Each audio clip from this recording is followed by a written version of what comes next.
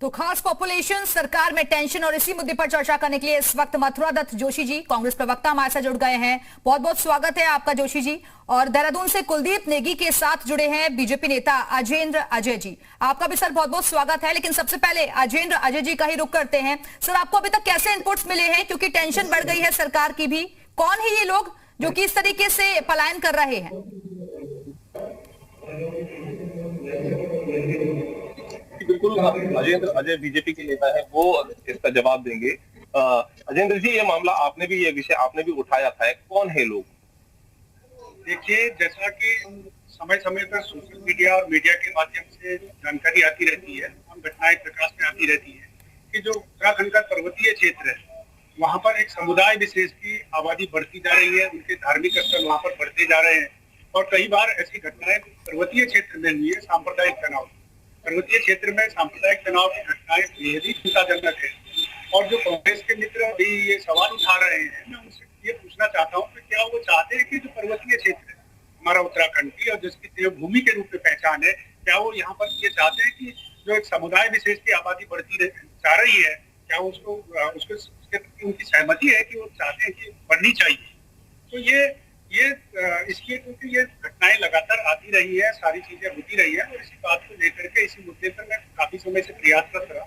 और विगत समय में अभी मेरे मुख्यमंत्री जी के संदर्भ में विस्तृत पत्र भी दिया था, और उसमें भी हमने यही मांग की थी कि ये जो पर्वतीय क्षेत्र है, ये एक तो इसकी सांस्कृतिक आध्यात्मिक पहचान सनातन काल से रही है, और ये गंगा यमुना का उद्गम स्थल है, हिंदुओं के विश्व प्रसिद्ध तीर्थ स्थल यहाँ पर है।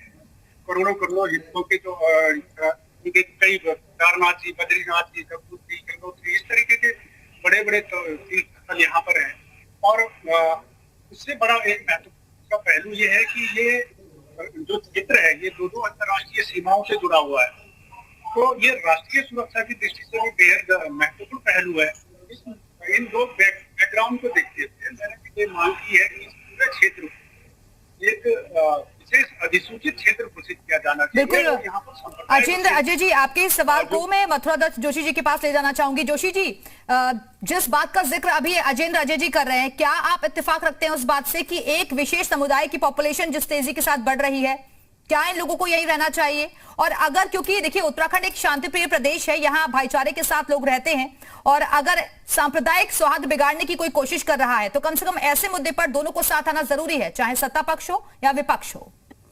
नहीं, निश्चित रूप से साथ आना जरूरी भी है और इस मामले में बात भी करनी चाहिए। लेकिन मैं एक बात जरूर अजय भाई से पूछना चाहूंगा कि ये बात इनको चुनाव के वक्त ही याद क्यों आती है?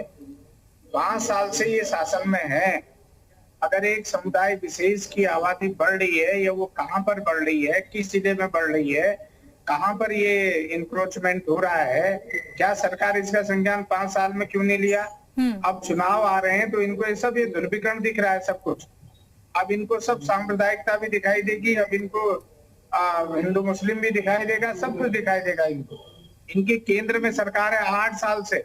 अगर पर्वतीय राज्य में है, पर्वतीय जिलों में या उत्तराखंड के किसी जिले में ऐसा हो रहा था, तो क्या केंद्र की सरकार क्या कर रही है? इंटेलिजेंस इनके पास है, विजिलेंस इनके पास है, सीबीआई इनके पास है, सीबीसीआईडी इनके पास है, सब कुछ पूरा पुलिस का तंत्र इनके पास है। ये बात गले उतरने वाली नहीं है। अजेंद्र अजय जी, तमाम एजेंसियां आपके पास है, पुलिस आपके पास है, फिर ऐसे इनपुट्स अब तक क्यों नहीं मिल पाए? वो कह रहे हैं, जोशी जी कह रहे हैं कि चुनाव के वक्त में ही ये सब, ऐसा क्यों?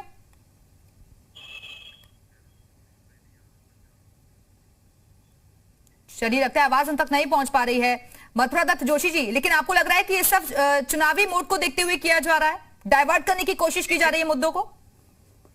देखिए, 5 साल विकास का कोई काम नहीं किया, रोजगार लोगों को दिया नहीं, महंगाई कम नहीं कर पाए, लोकायुक्त तो बना नहीं पाए, किसानों का कर्ज माफ नहीं कर पाए, किसानों के बिजली बिल माफ नहीं कर पाए, गन्ना किसानों का भुगतान नहीं कर पाए।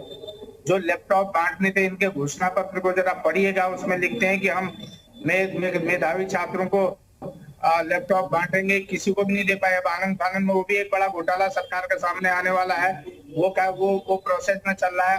अब इनको याद आ रही है हर चीज की, और कुछ नहीं दिख रहा। तो भाजपा तो सांप्रदायिकता फैलाने में या सांप्रदायिक रंग देने में बहुत माहिर रही है, अब इस तरह की बातें फैला रहे हैं। भाई आप विकास की बात सर मैं करो ना, लौटूंगी कहाँ आपके पे पास। काम हुआ, कितनी बार- अजेंद्र अजय जी हमारे साथ जुड़ चुके हैं, एक बार फिर से उनका रुख करते हैं। अजेंद्र जी, जिस सवाल का जवाब अभी जोशी जी आपसे पूछ रहे हैं कि आप लोगों को ये चीजें पहले क्यों नहीं याद आई?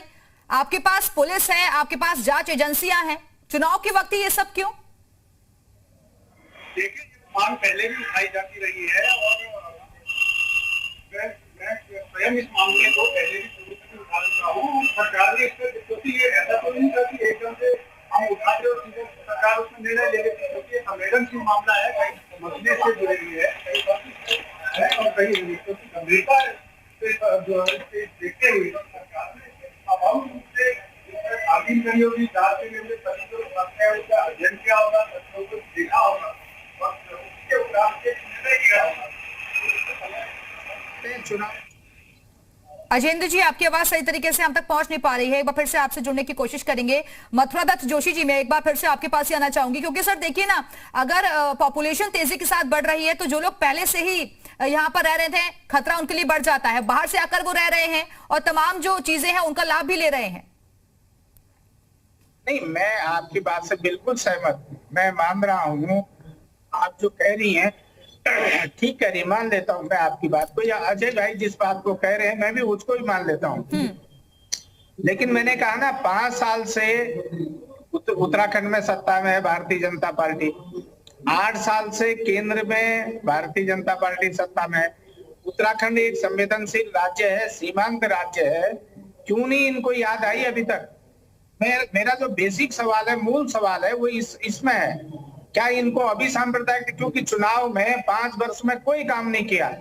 आपने देखा होगा व्यापारी आत्महत्या करता है तो इनके कार्यालय में करता है, किसान आत्महत्या कर रहा है, सबसे ज्यादा किसानों ने उत्तराखंड में आत्महत्या की भाजपा के कार्यकाल में की, परेशान होकर। जीएसटी से किसान परेशान है, नौजवानों को रोजगार नहीं दिया है आपने, जवानों के लिए कोई काम आपने ऐसा नहीं किया कि आप कहते हैं, आपने कहा था सैन्य धाम बनाएंगे, 5 साल पूरे हो रहे हैं, आप सैन्य धाम नहीं बना पाए। आपने रोजगार दिया नहीं, और तो और लोक सेवा आयोग से भी आप रोजगार नहीं दे पाए। यानी कि जोशी जी आप कह रहे हैं कि मुद्दों से ध्यान भटकाने के लिए ये सब किया जा रहा है। बहुत बहुत शुक्रिया आप दोनों का हमारे साथ जुड़ने के लिए इस चर्चा में।